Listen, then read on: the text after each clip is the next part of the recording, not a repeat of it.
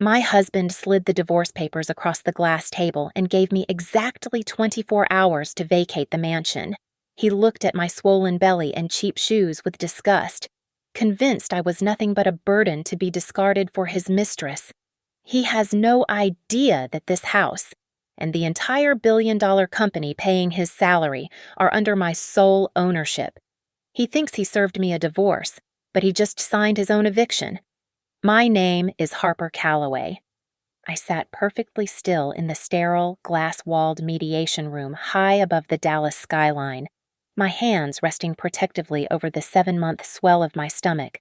Across the polished mahogany table, the man I had vowed to love until death was checking his watch with the impatience of someone late for a lunch reservation. Grant Hallowell did not look like a grieving husband ending a marriage.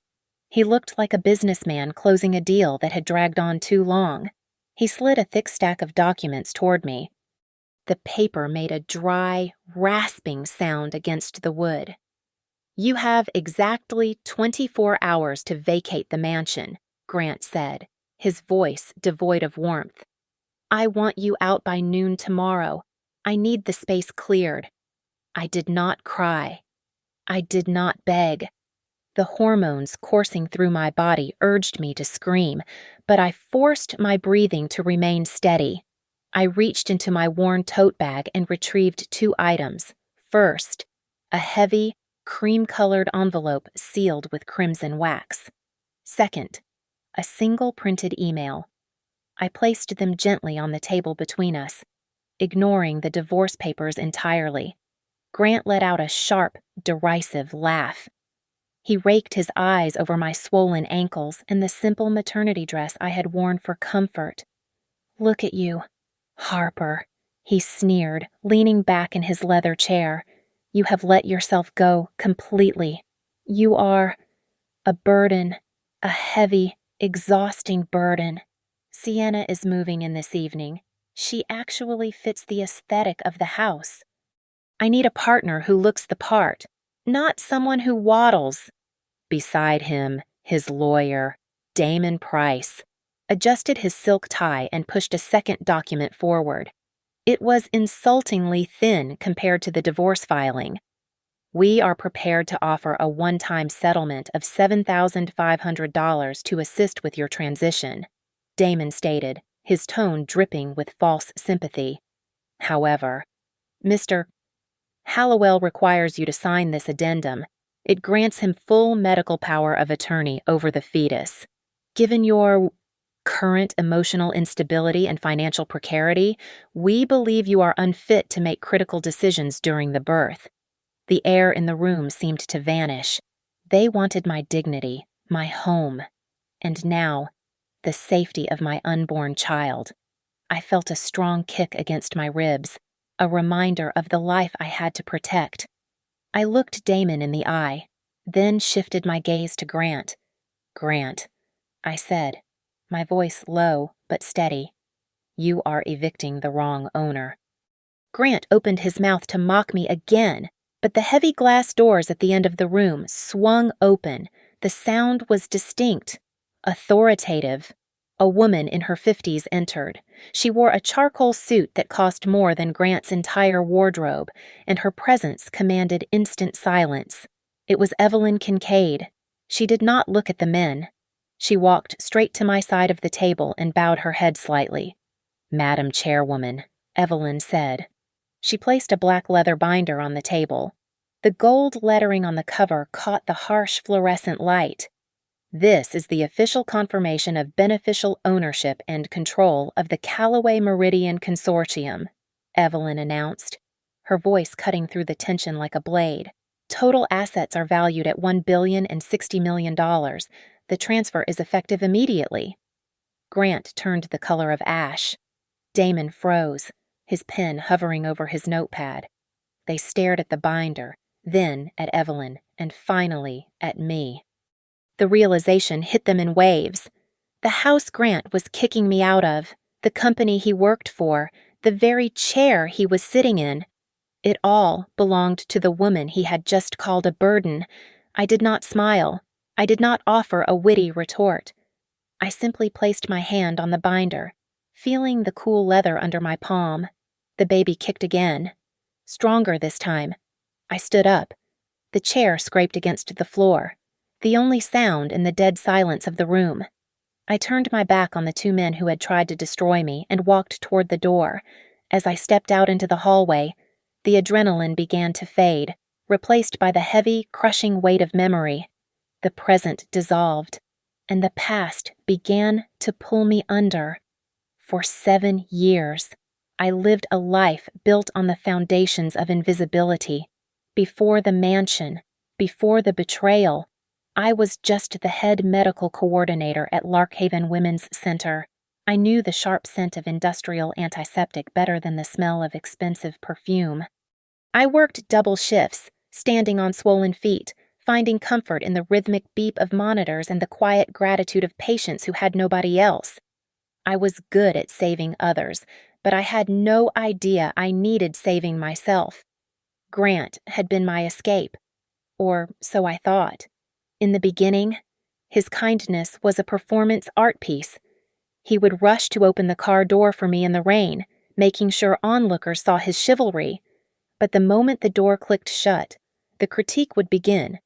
"You laughed too loud at dinner," he would say, his hand resting on my knee, heavy and possessive. "It makes you sound common. Try to be more demure next time." I mistook his control for guidance. I thought he was polishing a diamond, not grinding it down to dust. When the 2 pink lines appeared on the test, the dynamic shifted from subtle correction to suffocating surveillance. Grant did not see a baby. He saw a threat to his aesthetic. He brought a digital scale into the kitchen and started weighing my pasta. "You are eating for 2, Harper, not a village," he said one evening, taking the plate from my hands and scraping half of it into the trash. "Look at this woman on Instagram. She is 8 months pregnant. Look at her abs. Why do you look so different?" He made me feel heavy even when I was light. The worst moment came on a Tuesday night. I had fallen asleep on the sofa, exhausted from a 12-hour shift. I woke up to the buzz of his phone on the coffee table. It was a message from his fraternity group chat. I saw a photo of myself, mouth slightly open in deep sleep, my shirt riding up over my belly. The caption read, "My anchor," literally sinking the ship. I did not scream. I felt a coldness spread through my chest that no blanket could warm. When I confronted him, he laughed it off. "It is just a joke. Harper," he said, rolling his eyes. "You are so sensitive. It is the hormones. You are crazy right now." The intimacy stopped soon after. He claimed he was worried about the baby, that sex might hurt the fetus. It was a lie. I saw how he looked at women at the gym. I saw how he looked at Sienna Royce, the personal trainer with the waist of a wasp and the eyes of a shark. He watched her do squats with a hunger he had never shown me. One night, he stood in the doorway of our bedroom, watching me struggle to pull on my maternity leggings. "You have 6 weeks postpartum," he said, his voice flat. "If I do not see my wife's body back, do not dream of keeping a husband." I did not sign up for this. The final fracture happened yesterday morning. We were at my OB/GYN appointment. The doctor told us the baby was healthy. Expecting a standard delivery, Grant put on his concerned face, the mask he wore so well. "Doctor," Grant interrupted, leaning forward with faux anxiety. "Can you speak to her? She is gaining weight at an alarming rate. I am worried about preeclampsia or diabetes. She eats uncontrollably." The doctor looked at my chart, then at me. My weight gain was perfectly within the normal range. But in that room, under Grant's gaze, I felt like a criminal. I saw the judgment in the nurse's eyes. I was the gluttonous wife. He was the saintly, worried husband. The ride home was silent until he pulled the car over 3 blocks from our house. He reached into his briefcase and tossed a manila envelope into my lap. "I filed this morning," he said. He did not even look at me. "I am done. Do not fight me, Harper. I will drag this out until you are selling your blood to buy formula. I want a clean break. My hands shook as I touched the paper. Grant, the baby is coming in 2 months. Not my problem anymore. He snapped. You are unstable. I will petition for custody once it is born. For now. Get out. When the Uber dropped me off at the mansion I had paid for, my key would not turn in the lock. The tumblers were stiff. He had changed them. Through the frosted glass, I saw movement. The door opened, but it was not Grant. Sienna Royce stood in the entryway. She was wearing one of Grant's oversized shirts and holding a ceramic mug, my favorite mug, the one with the hand-painted bluebells. She took a sip, her lipstick leaving a red stain on the rim. Oh, Sienna said, a cruel smile playing on her lips. You are. Still here, Grant said you would be gone by now. She looked at me like I was a delivery driver at the wrong address. Behind her, in the hallway, I saw my clothes packed into cardboard boxes, stacked haphazardly like garbage waiting for collection. That was the moment the fear died, and the cold, hard resolve of the Calloway bloodline finally woke up. I spent the first night of my exile curled up on a beige sectional sofa that smelled faintly of lemon disinfectant and cat hair. Jade Thompson, my best friend since nursing school, did not ask questions. She simply handed me a heavy wool blanket and a glass of tap water, her face pale with shared anger. Jade works as a lab technician, pulling double shifts to pay rent on her 2-bedroom walk-up. It was a far cry from the temperature-controlled marble floors of the mansion I had just been evicted from. But for the first time in months, I felt safe. Safety, however, was an illusion that Grant intended to shatter remotely. My phone vibrated incessantly on the scuffed coffee table. It was a digital assault. Notification after notification flooded the screen, each one a legal grenade designed to maim my resolve. I picked it up with trembling fingers. The subject lines were clinical and terrifying. Emergency motion for prenatal guardianship, petition for psychological evaluation, request for supervised visitation due to maternal instability. Grant was not just divorcing me. He was building a case to erase me as a mother before I even held my child. He cannot do this, Jade said, pacing the small living room with her arms crossed. You are the most stable person I know. He is trying to gaslight a judge. He has money. Jade, I whispered, staring at the screen until my eyes burned. In this state, money buys credibility. It buys doubt. A text message from Grant popped up, interrupting the stream of lawyer emails. It was a photo, a glossy, high-contrast advertisement for an intense fitness program titled, The Spartan Mother, Reclaim Your Body in 6 Weeks.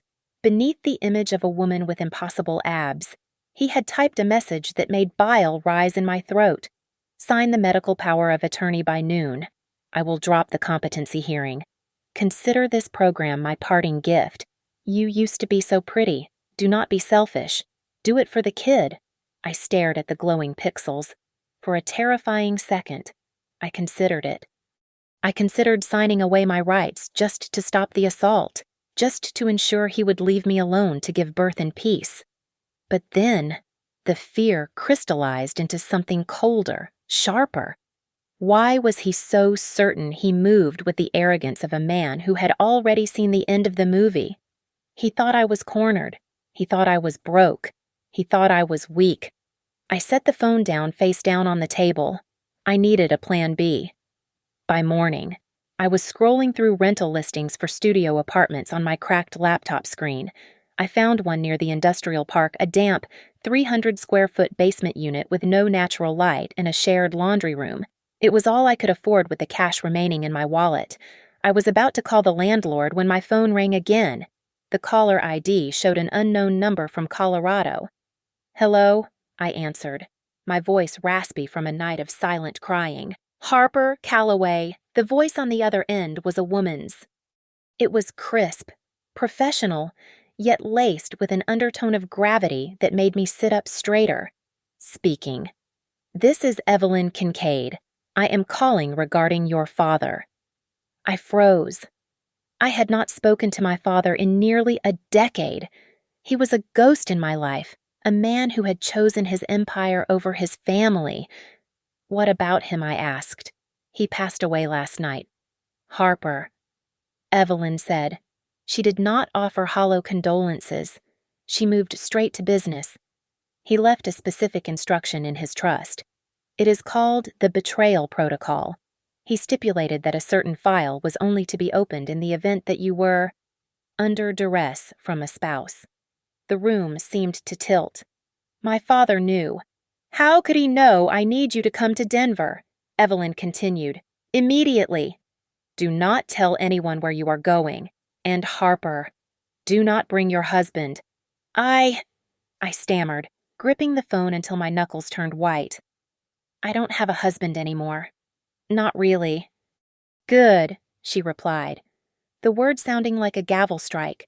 "Then the protocol is active. I borrowed money from Jade for a one-way ticket. The flight was a blur of gray clouds and turbulence. I sat in the window seat, clutching my stomach, feeling the baby turn against my ribs. I was grieving a father I barely knew and fleeing a husband I knew too well. Paranoia sat next to me like an unwanted passenger. Every time someone looked at me in the aisle, I wondered if Grant had sent them. I landed in Denver under the cover of a blinding snowstorm. I checked into a nondescript hotel near the airport, using my maiden name. The room was cold, smelling of stale smoke and bleach. I stood by the window, looking down at the parking lot, watching the snow swirl under the flickering streetlights. That was when I saw it. A black SUV with tinted windows had been idling across the street for 20 minutes. The engine was running, puffing white exhaust into the night air. Panic surged through me.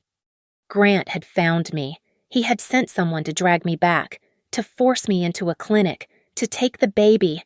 I grabbed my coat, ready to run, but a heavy knock on the door stopped me dead. I moved to the peephole. A man stood there. He was huge, with broad shoulders filling the frame and a scar running through his left eyebrow. He held up a leather wallet, flipping it open to reveal a silver badge. It did not say police. It bore 2 letters, CM. I opened the door on the chain. "Who are you, Rafe Delgado?" he said, his voice deep and rough like gravel. "Head of security for the Callaway Meridian Consortium. Open the door, Ms. "Callaway. Did Grant send you?" I asked, my hand tightening on the doorframe. Rafe looked me in the eye. There was no malice in his face, only a terrifying competence. "No, ma'am," Rafe said softly. "Your father did. I have been watching over you for 7 years. I was the one who made sure your husband never hit you. But tonight you are finally allowed to see me." I unhooked the chain. As Rafe stepped into the room, bringing the chill of the snowy night with him, I realized that my life of obscurity was over. The game had changed, and I was no longer the pawn. The conference room at Kincaid and Marin LLP was a fortress of mahogany and silence. Evelyn Kincaid sat opposite me, her hands clasped over a file that seemed to pulse with a dark gravity. The windows offered a panoramic view of the Denver skyline, but my focus was entirely on the woman who had just dismantled my entire understanding of my father. Your father was not merely a paranoid recluse. "Harper," Evelyn said, her voice steady and precise. "He was the founder and majority shareholder of the Callaway Meridian Consortium. He chose to live anonymously because he wanted to filter the people in his life. He wanted to know who loved him for him, and not for the empire he built."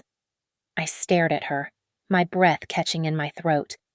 The man I remembered wearing flannel shirts and fixing his own truck was actually a titan of industry. He had hidden a billion-dollar reality behind a facade of modesty. "The trust has a specific condition," Evelyn continued, sliding a thick document toward me. "To inherit, you must assume the role of interim chairperson for 90 days. The board is nervous. If news breaks that the heir is a distressed divorcee, the stock will plummet. You must hold the line. I am a nurse." Evelyn, I said, my voice trembling slightly. I coordinate patient care. I do not run conglomerates. You manage chaos. Evelyn corrected sharply. That is all a CEO does. She reached into her briefcase and pulled out a second folder. This one was a vivid, alarming shade of red. It was sealed with a tamper-proof strip. Your father called this the betrayal protocol, she said softly. He instructed me to give this to you only if you were pregnant and facing divorce proceedings initiated by your husband. It is a script he wrote years ago, anticipating a day he hoped would never come. I broke the seal. My hands shook as I pulled out the photographs. The first image was dated 7 years ago, 2 months before I met Grant. It showed Grant sitting in a library, surrounded by genealogy books. The next page was a printout of his search history. Calloway family tree, lost heirs of Meridian fortune, Harper Calloway location. I felt the blood drain from my face. He didn't meet me by accident at that coffee shop. I whispered. It was a setup. Read the text logs, Evelyn urged gently. I turned the page. It was a transcript of messages between Grant and a number I now recognized as Sienna's. The date was from 3 years ago. Grant target locked. She knows nothing. She thinks I am just a charming architect. The long game begins now. Sienna, make sure you lock down the assets before you get her pregnant. We need leverage. The final document was recent. It was a strategy outline titled Project Instability. It detailed how they planned to gaslight me into appearing mentally unfit. Step 1. Comment on weight to induce insecurity. Step 2. Interrupt sleep cycles. Step 3. File for emergency custody citing hormonal psychosis. My marriage was not a tragedy. It was a heist. Every I love you, every anniversary dinner, every moment of intimacy was a calculated move in a decade-long financial acquisition. I was not his wife. I was the vault he was trying to crack. He wants my baby because the baby is an heir, I said. The realization settling in my gut like lead. He doesn't love the child. He loves the trust fund the child represents. Exactly, Evelyn said. Now, here is my advice. Do not tell him you know. Do not tell him you are the owner. Let him think you are destitute. Let him think you are broken. When a man like Grant believes he has won, he gets sloppy.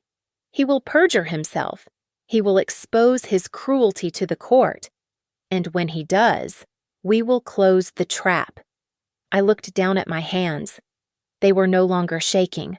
A cold, surgical calm washed over me. I picked up the pen and signed the acceptance of the chairmanship. I will play his game, I said, looking up at Evelyn. I will be the abandoned, pathetic ex-wife for a few more weeks. I will let him dig his grave so deep he will never climb out. Evelyn smiled, a rare, sharp expression. Excellent. There is one more thing you should know as the new chairwoman. The acquisitions department sent a file up this morning. We are in the final stages of buying a mid-sized tech firm to integrate into our logistics division.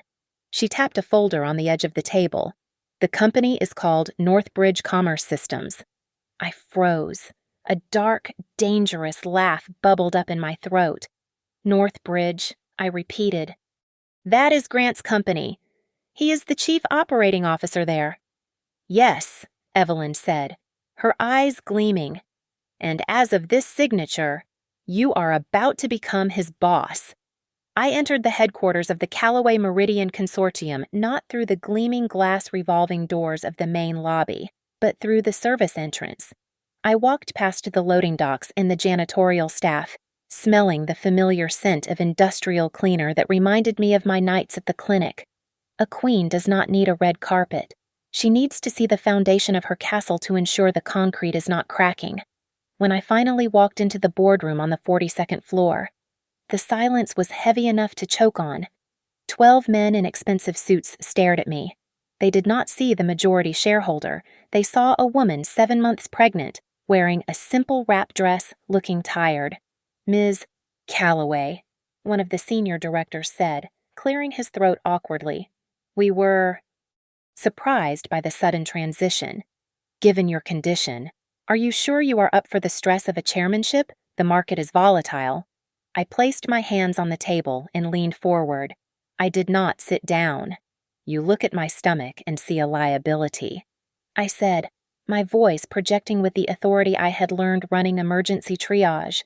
But for 7 years, I managed patient flow in a center that handled life and death every single hour. I know how to spot a hemorrhage, and I know how to stop the bleeding. Right now, this board is bleeding confidence. We are going to cauterize it. I picked up the agenda for the upcoming quarter.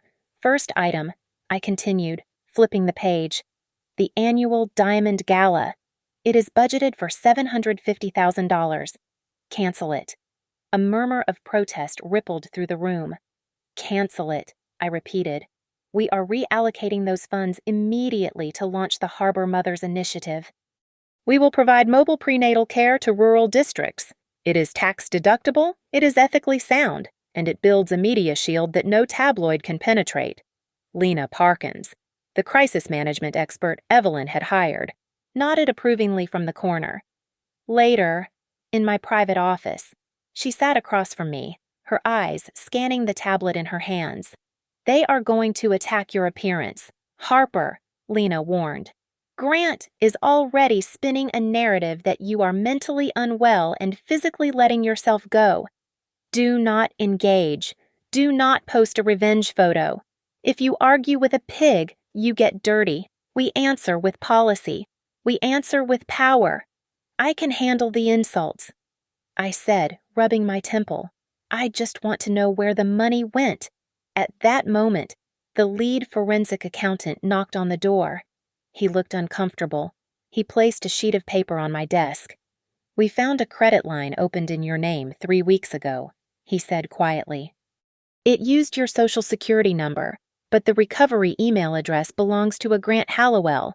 The first transaction was processed yesterday. I looked at the line item, Lux Staging and Interiors. $14,000. Grant had stolen my identity to buy furniture to stage my own house for sale, likely to impress Sienna. The audacity was breathtaking. Do you want me to file a police report for identity theft? The accountant asked. We can have him arrested by dinner. I stared at the number. $14,000. It was a felony, but an arrest now would be too quick. It would be a small explosion when I needed a nuclear one. No, I said, my voice dropping to a whisper. Let the charge go through. Let him think he got away with it. Let him keep spending. When a man is digging a hole, you do not take away his shovel. You hand him a bigger one. I turned back to the acquisition files. The Northbridge Commerce Systems deal was on the top of the stack. This was Grant's pride and joy, the company where he strutted around as the chief operating officer. I picked up my pen and wrote a note in the margin in red ink. Trigger an enhanced due diligence review. I ordered, I want a full audit of all executive expenses, travel logs, and conflict of interest declarations. If Grant bought a stick of gum with company money, I want to see the receipt. Before I left for the day, my phone buzzed. It was a notification from a mutual friend who hadn't blocked me yet. It was a story on Sienna's social media. The photo showed Grant flexing in the mirror at a high-end gym with Sienna leaning against him, looking impossibly thin.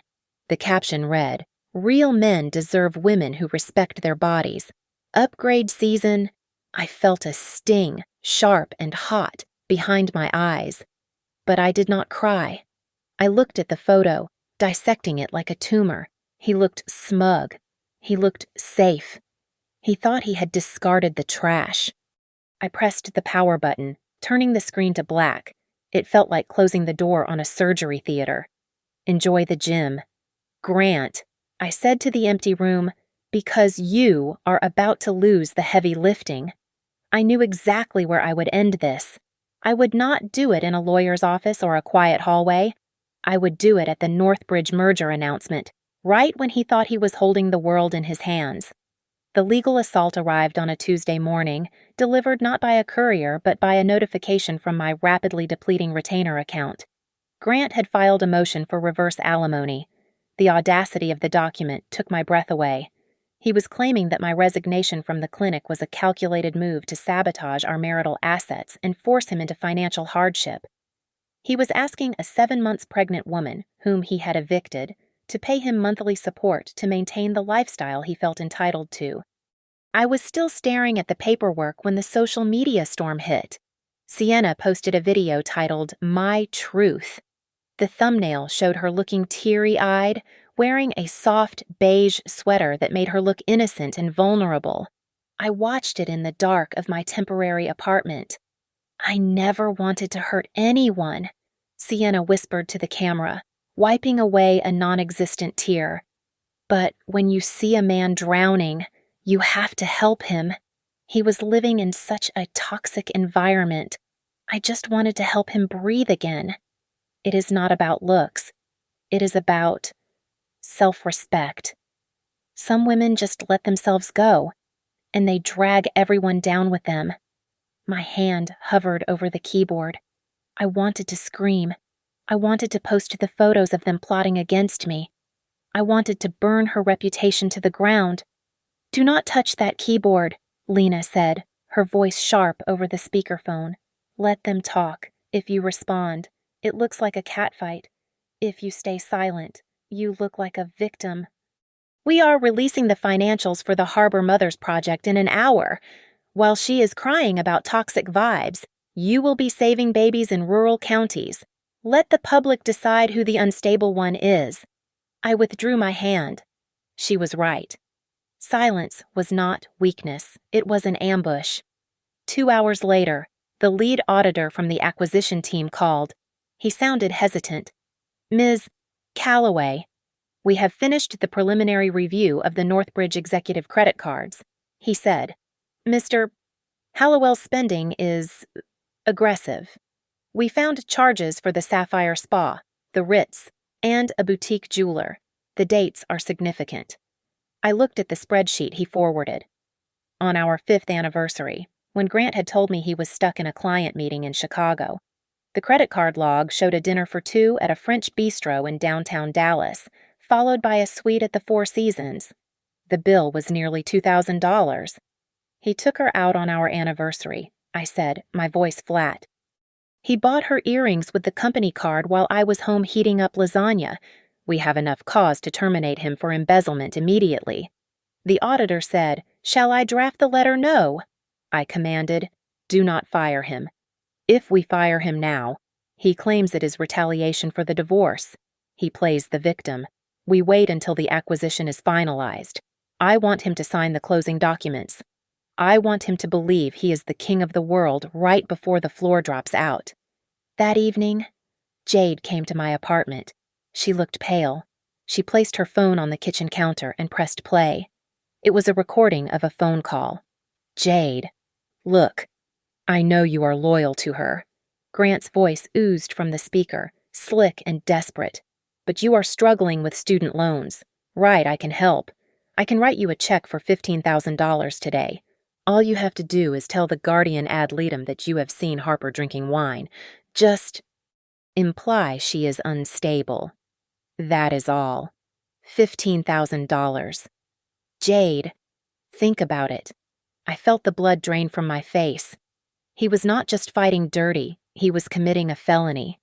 He was trying to buy perjury to take my child. I did not answer him. Jade said, her hands shaking. I just hit record.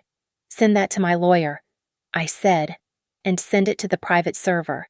Before I could process the betrayal, another email landed. It was directly from Grant. The subject line was simply, "The End Game."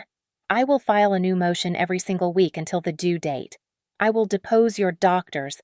I will question your sanity in open court until the stress forces you into early labor. Give up the house. Sign the medical waiver. And I will stop. You cannot win this. Harper, you are tired." I read the email 3 times. He was banking on my fear.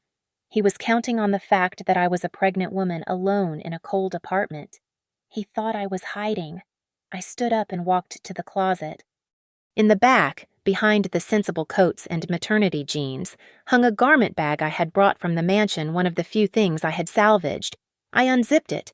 Inside was a midnight blue gown, structured and elegant, made of silk that felt like water. It was the kind of dress a CEO wore to a coronation. I touched the fabric. I was done crying in the dark. "You want a show?" "Grant," I whispered to the empty room. "I will give you a show." I picked up my phone and called Evelyn. "The Northbridge merger announcement," I said. "It is scheduled for this Friday at the Crown Dunes Resort, correct?" "Yes," Evelyn replied. "Grant is scheduled to give the keynote speech." "Good," I said. "Make sure my security credentials are ready. I am coming." And Evelyn, "Make sure the auditorium is full." The security guard at the entrance of the Crown Dunes Resort Ballroom hesitated for a fraction of a second when he saw my simple black coat. But when I presented the heavy obsidian-colored card Evelyn had issued me, the highest clearance level available within the Callaway network, the scanner chimed with a distinct, authoritative tone. He looked at the readout, his eyes widening, and immediately unhooked the velvet rope. I walked in alone. I wore no jewelry, no diamonds to catch the light. The midnight blue silk gown I had salvaged from the back of my closet was armor enough. In a sea of sequins and desperate networking, I was the only thing that felt real. I had barely taken 3 steps onto the plush carpet when Grant intercepted me. He materialized from the crowd like a bad omen, his hand gripping my elbow with bruising force. He smelled of expensive scotch and fear. "What the hell do you think you are doing?" Grant hissed, his voice low and vibrating with venom. He looked around frantically to see if anyone had noticed his pregnant, estranged wife crashing his big night. "This is not a place for you, Harper. Look at you. You are swollen. You are making a scene just by existing. Go home before you embarrass me." I pulled my arm free from his grasp with a slow, deliberate motion. I looked him dead in the eye. "Do not talk to me about discipline, Grant," I said, my voice barely above a whisper but sharp enough to draw blood. "Not in front of the bills you cannot pay." Before he could respond, the lights in the ballroom dimmed. The chatter died down as the CEO of Northbridge Commerce Systems took the stage. Grant smoothed his jacket, shooting me one last warning glare before turning his attention to the podium, expecting to hear his own name praised. "Ladies and gentlemen," the CEO announced, his voice booming through the speakers, "tonight marks a historic milestone. I am proud to announce that Northbridge has been fully acquired. We are now a wholly owned subsidiary of the Callaway Meridian Consortium." Grant froze. The glass of champagne in his hand tilted dangerously. The name of the consortium, my father's consortium, hung in the air like smoke. "And now," the CEO continued, gesturing toward the floor, "please join me in welcoming the chairwoman of the board, who personally oversaw this acquisition, Ms. Harper Callaway." A spotlight cut through the darkness. It did not search the room. It knew exactly where to go. It landed on me, blindingly white. The silence that followed was absolute. Hundreds of heads turned. Grant looked at the stage, then at the light, and finally at me. His face went slack, the arrogance draining out of him to leave behind only a hollow, pale shock. Then, the sound began. It started as a ripple and turned into a wave. Every company phone in the pockets of the Northbridge executives began to buzz and chime simultaneously. It was a digital cacophony. Grant reached into his pocket and pulled out his phone. I saw the screen from where I stood. A bright red banner flashed across the display, "Compliance hold. System lockdown. Access denied." He tapped the screen frantically. Nothing happened. His email, his bank access, his internal files, everything was gone. He looked up at me, and for the first time, he understood. He was not just losing a job. He was being erased. I turned and walked toward the exit, the spotlight trailing me for a moment before I stepped into the shadows of the corridor. I heard frantic footsteps behind me. "Harper, Harper, wait." Grant caught up to me in the empty hallway. He was breathless, his tie crooked. The mask of the cruel husband was gone, replaced by the desperate face of a man who realized he had just evicted his own golden goose. "Baby." "Please," Grant stammered, reaching for my hand but stopping short when I flinched. "I didn't know. Why didn't you tell me we can fix this? You know I love you. Sienna is nothing. She was just a distraction. I will end it tonight. We can be a power couple. Harper, you and me. Think about the baby." I looked at him, feeling absolutely nothing. The love I had once held for him was not just dead, it was decomposed. "You evicted your power couple partner 24 hours ago?" I said. I was stressed, Grant pleaded, sweat beading on his forehead. "I was protecting our assets, Harper. Please. I am the father of your child." A large shadow stepped out from the alcove behind Grant. Rafe Delgado moved with the silent weight of a predator. He did not look at Grant. He looked at the space Grant was occupying as if it needed to be cleared. Rafe extended a hand holding a single sheet of paper. "Grant Hallowell," Rafe said, his voice deep and final.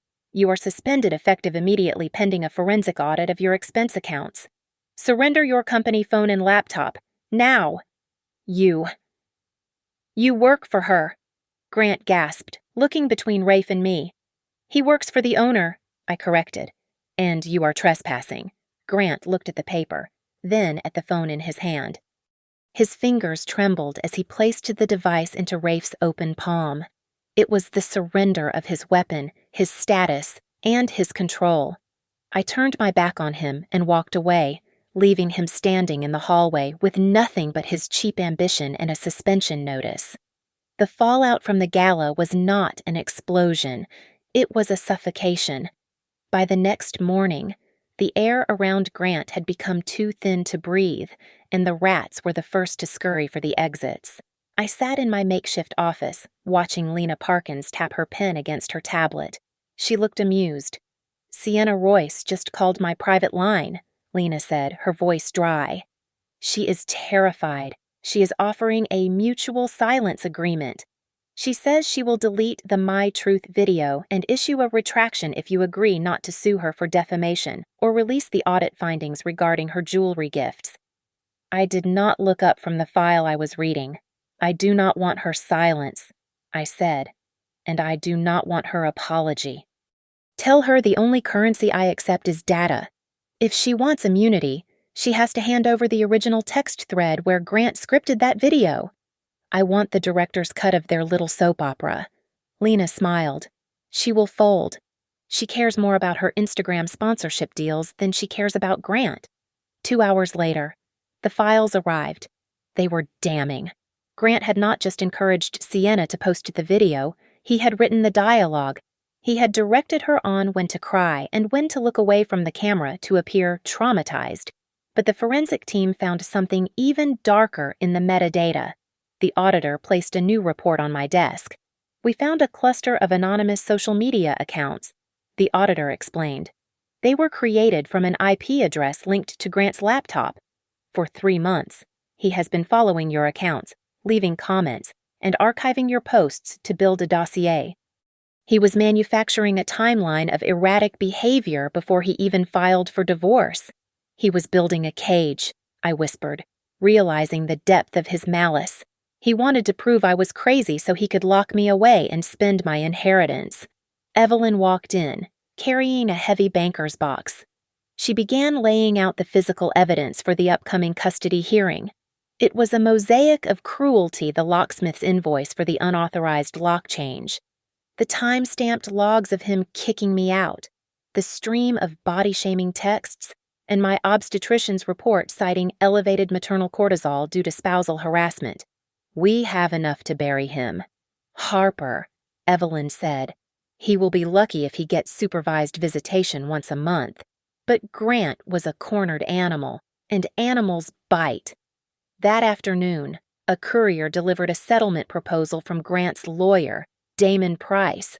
I opened it expecting a fight, but the tone had shifted. It was syrup sweet. My dearest Harper. It began. Let us put this ugliness behind us. I withdraw the alimony request. I want us to co-parent. I only ask that we sign a non-disclosure agreement regarding the company transition and that the title of the mansion remains in my name for stability. Let us heal. I laughed. It was a cold, sharp sound. He was trying to trade his surrender for the deed to my house and my silence. He thinks I want money, I said, tossing the letter onto the desk. He thinks I want to win the negotiation. He does not understand. I do not care about the house. I can buy 10 houses. I want the record. The record, Evelyn asked.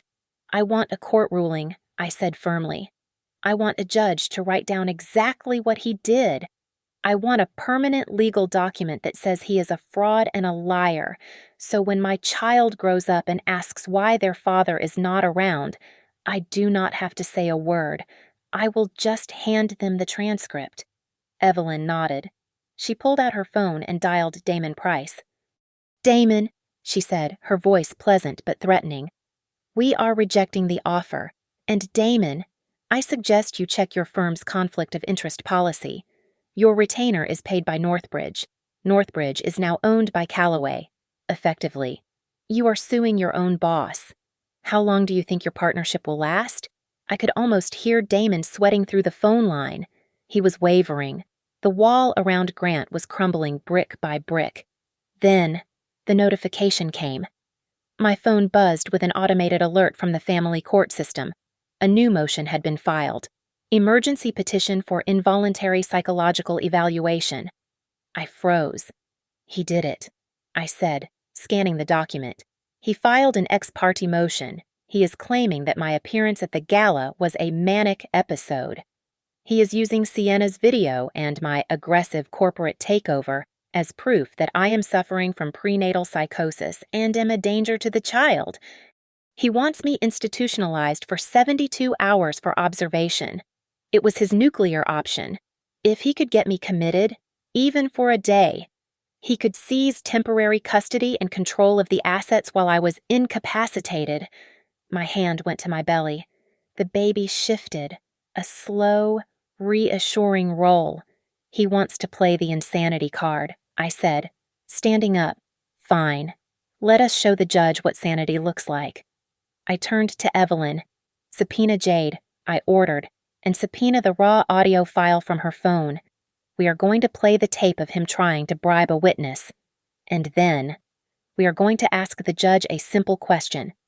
Is it crazy to protect your child, or is it crazy to pay $15,000 to frame the mother? The hearing is tomorrow morning, Evelyn said, checking the docket. Grant will be there. Good, I said. Tell him to wear a comfortable suit. It is going to be a long day. The district court hearing was technically an emergency mediation session, but the atmosphere inside the wood-paneled room felt more like an autopsy. Grant Hallowell arrived 10 minutes late, rushing through the double doors with his tie slightly askew and a sheen of sweat on his forehead that the fluorescent lights magnified unforgivingly. He had lost his golden boy glow. Beside him, his lawyer, Damon Price, looked pale, his hands shuffling through papers with a nervous energy that suggested he knew he was standing on a landmine. Damon cleared his throat and began the assault, reciting the accusations with a practiced lack of emotion. Your Honor, we are requesting immediate temporary medical guardianship, Damon stated, avoiding eye contact with me. Ms. Callaway has exhibited erratic behavior, excessive weight gain indicating a lack of self-control, and has severed communication with the father. We believe she is suffering from a prenatal mood disorder that endangers the child. Mr. Hallowell simply wants to ensure the safety of his offspring. I sat silently next to Evelyn. I did not need to speak. The truth was about to do the talking for me. Evelyn stood up and placed a single thin folder on the judge's bench. Your Honor, here is the sworn affidavit from Ms. Callaway's obstetrician. Dated yesterday, Evelyn said calmly. The mother and child are in perfect health. However, the doctor has noted one specific risk factor. The patient's cortisol levels spike only after contact with the husband. The medical recommendation is not guardianship. It is a restraining order. Before Damon could object, Tessa Marin, Evelyn's sharp-eyed associate, stood up to read into the record. She held a transcript of text messages, her voice devoid of inflection, which made the cruelty of the words sound even more grotesque. On October 12th, Mr. Hallowell wrote, "You look like a whale. Do not come to the dinner. You will embarrass me." So, on November 3rd, I will drag this lawsuit out until the baby is in college if you do not sign the waiver. On November 10th, the night Miss Nick Calloway was evicted, locks changed. Good luck finding a shelter. Grant shifted in his seat, his face turning a blotchy red. The judge looked over his glasses at Grant, his expression hardening. "But we are not just here to discuss emotional abuse," Evelyn continued, signaling for the projector screen to be lowered. "We are here to discuss fraud." The screen flickered to life, displaying a spreadsheet from the forensic audit of Northbridge Commerce Systems. "Mr. Hallowell claims he was on essential business trips on these dates," Evelyn explained, using a laser pointer to circle the entries. "However, credit card receipts show double occupancy bookings at the Sapphire Spa and Resort. The room service bills include champagne and oysters, hardly standard business expenses. These trips coincide perfectly with the dates he told his pregnant wife he was working late." Grant sank lower in his chair, but the next slide made him sit bolt upright. It was a digital copy of a credit card application. "This card was opened last month using Harper Calloway's Social Security number," Evelyn said, her voice dropping an octave for emphasis. "The recovery email is gallowell@northbridge.com. The signature is a forgery. This is identity theft, Your Honor, committed to stage a home he no longer owned." The room buzzed with the low murmur of the court clerks. Grant looked at Damon, silently begging for a defense, but Damon was staring at the screen. Horrified. "We called Jade Thompson to the stand," Evelyn announced. Jade walked up, looking terrified but determined. She didn't say much. She simply placed her phone on the witness stand and pressed play. Grant's voice filled the courtroom, tinny but unmistakable. $15,000. Jade. "Just tell the guardian ad litem you saw her drinking. Just imply she is unstable." The collective gasp in the room was audible. Attempting to bribe a witness was not a civil dispute, it was a criminal offense. Grant looked like he wanted to vomit. "And finally," Evelyn said, twisting the knife, "we call Sienna Royce." Sienna entered looking nothing like the confident influencer from her video. She was trembling, clutching her designer purse like a shield. She had clearly been informed that perjury would cost her every sponsorship she had. "Ms. Royce?" Evelyn asked. "Did you write the script for the video titled My Truth?" "No." Sienna sobbed, tears ruining her perfect makeup. "Grant wrote it. He told me if I didn't post it, he would cut me off. He said we needed to make Harper look crazy so he could win custody. I didn't want to do it." The judge slammed his gavel down, the sound echoing like a gunshot. "Mr. Price!" the judge barked, turning to Grant's lawyer. "Do you have any explanation for your client's behavior?" Damon Price looked at Grant, then at the audit report on the screen, which clearly showed the Northbridge logo, a company now owned by the plaintiff. He looked at me, the new chairwoman of the board that paid his firm's retainer. "Your Honor," Damon said, his voice shaking as he stood up and began packing his briefcase. "In light of the ownership change of Northbridge Commerce Systems, my firm has a direct conflict of interest. We cannot represent a client who is being sued by our own parent company's chairwoman. I must withdraw as counsel effective immediately." Grant's head snapped toward Damon. "What?" Grant stammered, his voice cracking. "You cannot leave me. I paid you. You paid with a company card that she owns." "Grant," Damon whispered harshly, before turning to the judge. "I apologize to the court." Damon walked out, the heavy door clicking shut behind him. Grant was left sitting alone at the defense table, surrounded by the debris of his lies, facing a judge who looked ready to sign an arrest warrant rather than a custody order. The judge did not waste time with a lecture. He adjusted his glasses, looked at the mountain of evidence we had piled onto his bench, and then looked at Grant with a mixture of pity and disdain. The court grants Ms. Harper Calloway full legal and physical custody of the unborn child, the judge announced, his voice echoing in the silent room. Furthermore, I am issuing an immediate restraining order. Mr. Hallowell, you are to have no contact with the plaintiff regarding the residence, since the deed is solely in the name of the Calloway Trust and you have no legal claim to the property. I am ordering you to vacate the premises within 24 hours. Grant flinched as if he had been slapped. It was the exact same deadline he had given me just days ago. The poetry of it was cold and perfect. The judge turned a page in the file, now, regarding the evidence of identity theft, credit card fraud, and witness tampering. Ms. Calloway, these are felonies. Do you wish for the court to refer this file to the district attorney for immediate criminal prosecution? Grant's face drained of all color. He looked at me, his eyes wide and wet. Harper. Please, Grant stammered, his hands gripping the table. I cannot go to jail. My career. My life. I looked at him. I could have sent him to prison right then, but prison would give him an excuse. He would play the martyr. He would tell everyone he was a victim of a vengeful ex-wife who bought the justice system. I needed something more permanent than a cell, Your Honor. I stood up, smoothing the fabric of my dress over my belly. I am willing to defer the request for prosecution on one condition.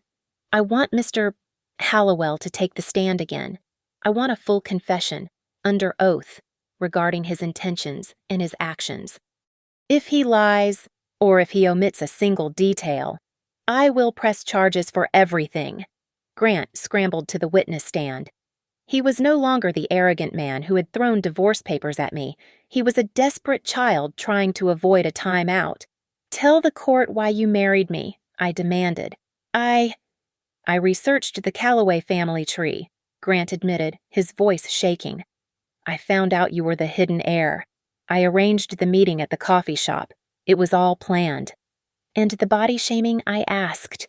The comments about my weight, the texts to your friends. It was a strategy, he whispered, looking down at his lap. I needed to break your self-esteem. I needed you to feel weak so you would sign the papers. I wanted to make you look unstable so I could take control of the trust fund through the baby. The courtroom was dead silent. Even the court reporter paused for a second before typing. Look at me, Grant, I commanded. He lifted his head. Say it, I said. Say the truth so that it is on the record forever. Grant took a jagged breath. Harper is not crazy. She is not unstable. She is strong. The liar is me. I am the fraud. I nodded to the judge. Thank you, Your Honor. I accept the confession. The judge finalized the order. Grant would only be allowed supervised visitation after completing a year-long behavioral management program. Any violation of the restraining order or the visitation terms would immediately trigger the suspended criminal charges. He was not just divorced, he was on a leash. When the session ended, I walked out into the hallway. Grant tried to rush toward me, ignoring the bailiff. Harper, wait, we can work this out, he cried out, his eyes darting to my stomach. I can change. We have money now. We can. He slammed into a wall of muscle. Rafe Delgado stood between us, his arms crossed, blocking Grant's path completely. Rafe did not say a word. He just pointed to the exit sign. Grant slumped against the wall, finally realizing that the access he had spent 7 years cultivating was gone forever. I walked to a quiet bench near the window and sat down. My hands were trembling.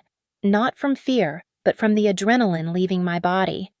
I reached into my purse and pulled out the letter Evelyn had given me, the last thing my father had written. I opened it. The handwriting was shaky, written in his final days. My dearest Harper, I know you think I left you to build an empire. I did not. I built the empire to protect you. If you are reading this, the shield has worked. Do not let anyone tell you that you are heavy or burdened. You are not heavy. You are anchoring a life into this world. Be the storm that clears the air. Tears finally spilled over my cheeks. They were hot and fast, washing away the months of insults, the nights of sleeping on Jade's couch, and the fear of not being enough. I was not the victim Grant wanted me to be. I was the storm my father knew I was. I stood up and walked toward the courthouse exit. As I reached the bottom step, a sharp, tightening sensation wrapped around my lower back. It was different from the kicks. It was a beginning. I placed my hand on my stomach, feeling the life inside me getting ready to meet the world. "We are going home, little one," I whispered to the baby, stepping into the warm sunlight. "And we are going to a home that nobody can ever kick your mother out of again." Thank you so much for listening to this story. I would love to know where you are tuning in from. So please drop your location in the comments below to connect with our community. Don't forget to subscribe to the Lily Revenge Stories channel, like this video, and hit that hype button to help this story reach even more people.